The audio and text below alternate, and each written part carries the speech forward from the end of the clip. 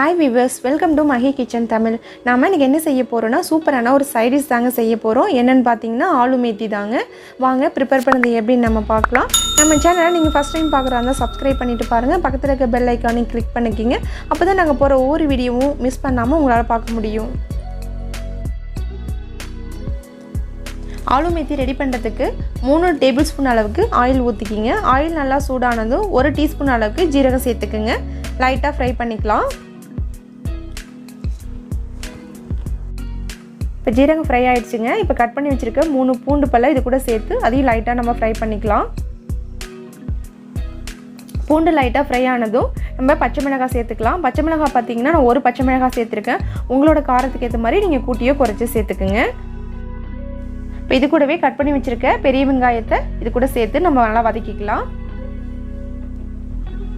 இப்போ நம்ம வெங்காயம் வதங்கிறதுக்கு தேவையான அளவு உப்பு சேர்த்துக்கலாங்க. சேர்த்துட்டு லைட்டா வதக்கி விட்டுக்குங்க. அடுத்து பாத்தீங்கன்னா அரை தக்காளி இது கூட சேர்த்து நல்லா வதக்கிக்குங்க. அடுத்ததா நம்ம மசாலா பொடி சேர்த்தலாம். 1/4 டீஸ்பூன் அளவுக்கு மஞ்சள்தூள், அதே 1/4 டீஸ்பூன் அளவுக்கு மிளகாய்த்தூள் சேர்த்துட்டு நல்லா வதக்கி விட்டுக்குங்க. இப்போ வெங்காயம் தக்காளி நல்லா வதங்கி வந்துடுச்சுங்க. இந்த ஸ்டேஜில் நம்ம மேத்தி லீஃப் சேர்த்துக்கலாம். சேர்த்து இந்த மசாலாவோட நல்லா கிளறி விட்டுடுங்க.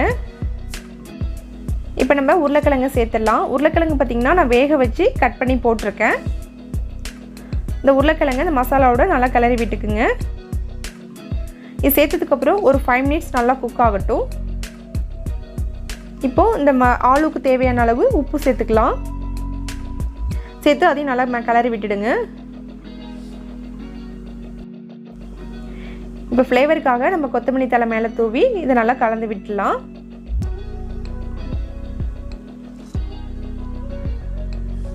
அவ்வளோதான், நம்ம அடுப்பு ஆஃப் பண்ணலாம். ஆலு மேத்தி ரெடி ஆயிடுச்சு. ரொம்ப டேஸ்டான ஆலு மேத்தி ரெடி ஆயிடுச்சுங்க. இது வீட்டில் செஞ்சு பாருங்கள். செஞ்சு பார்த்துட்டு கமெண்ட் பண்ணுங்கள், ஷேர் பண்ணுங்கள், லைக் பண்ணுங்கள். நாங்கள் போகிற வீடியோ உங்களுக்கு பிடிச்சிருந்தா சப்ஸ்கிரைப் பண்ணிக்கோங்க.